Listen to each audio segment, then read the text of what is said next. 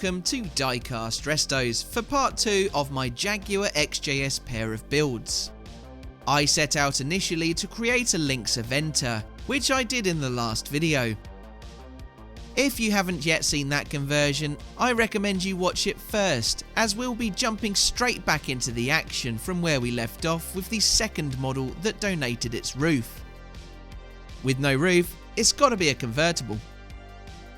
Again, I'll be using these accurate, albeit a touch too large BBS Lima rims from Creative 164. Now let's rejoin the build as I tidy up where I chopped off this XJ-S's roof last week. While I do that, I want to talk about the origins of the casting, as I didn't touch on this last time. The model was first released by Corgi in 1978 as a tie-in to the Return of the Saint television series. Jaguar seized the opportunity to use the show to promote their XJ-S. They had previously turned down the producers of the 1962 to 1969 TV series The Saint, starring Roger Moore, after they had approached Jaguar about using an E-Type in the show.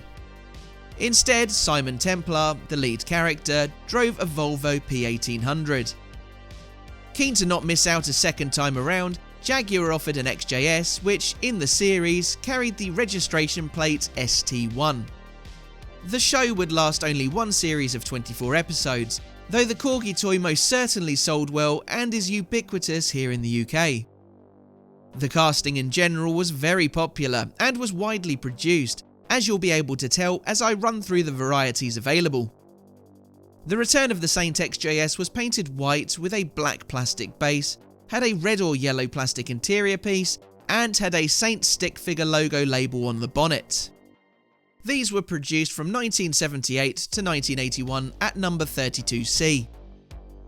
In 1979 to 1980, and then again from 1982 to 1983, they were given the number 72B. These could be navy with a white interior and a black or chrome-plated plastic base, red with a yellow interior, white interior, or have opaque black windows with no interior at all. These could have black or yellow bases, and some were released in conjunction with the 1982 Motor Show and had white decals to promote this. Elsewhere, there was a metallic copper car with a white or yellow interior, or maroon, light or medium blue, silver or white bodied cars with black opaque windows and no interior. Corgi Juniors owner Metoy went bankrupt in 1983, but not before they could release a range of American sport tie-ins. In 1982, the XJ-S featured in their NHL Hockey Trading Cards tie-in, along with a couple of other castings. The XJ-S promoted the Calgary Flames or Pittsburgh Penguins with a white body, black base, and labels to the roof and hood. It was the same with a blue base for the Buffalo Sabres, red for the Chicago Blackhawks and Washington Capitals, and a yellow base for the Los Angeles Kings.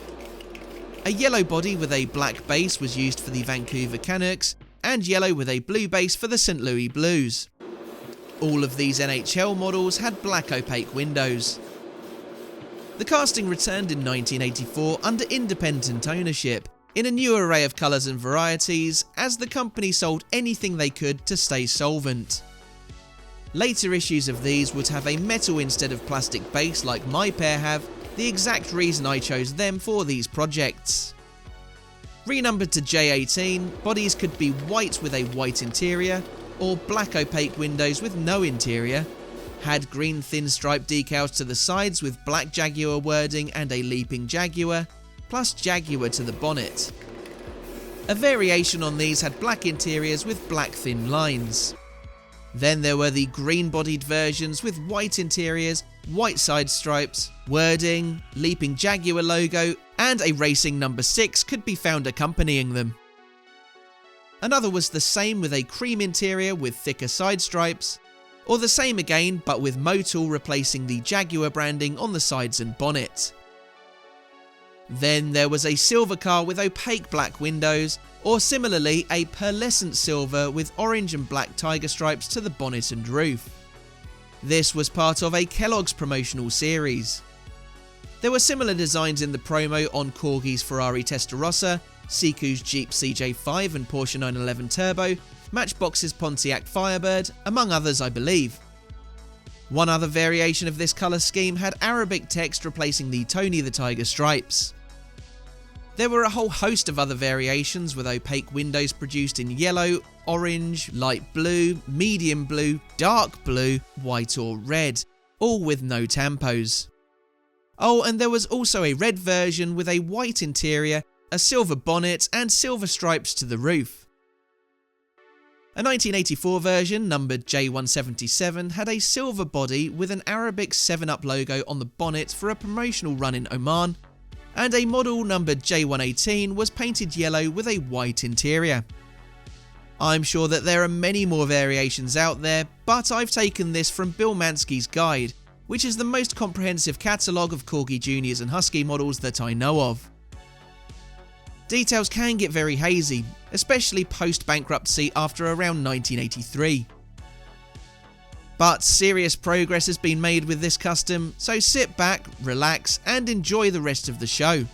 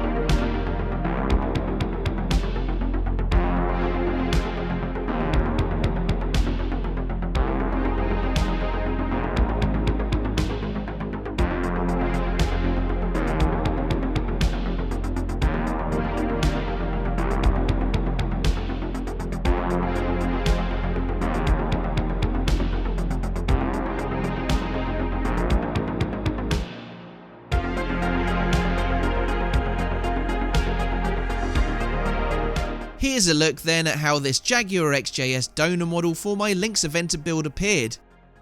As I needed to harvest its roof for last week's project, I felt that it would be such a waste not to do something with this one. All of the parts were there, I just needed to refine it and make it my own. I don't mind the look of the XJ-S coupe, but they look so good as a Lynx Eventer, or with no roof at all, like this. The metallic red really suits an XJ-S convertible. With the chrome window surround, black tonneau cover and beigey tan interior, everything feels just right with this one. Yes, the wheels are a touch too large for this model, as the original Corgi ones were but tiny casters. Between this and the Eventer, it's a tough choice which one wins. I won't tell you my favourite, but I want to know what your favourite of the two is. Is it the shooting brake sleekness of the Lynx, or the elegance of the Vertible? Tell me down in the comments, and be sure to leave a like and subscribe if you're not already too.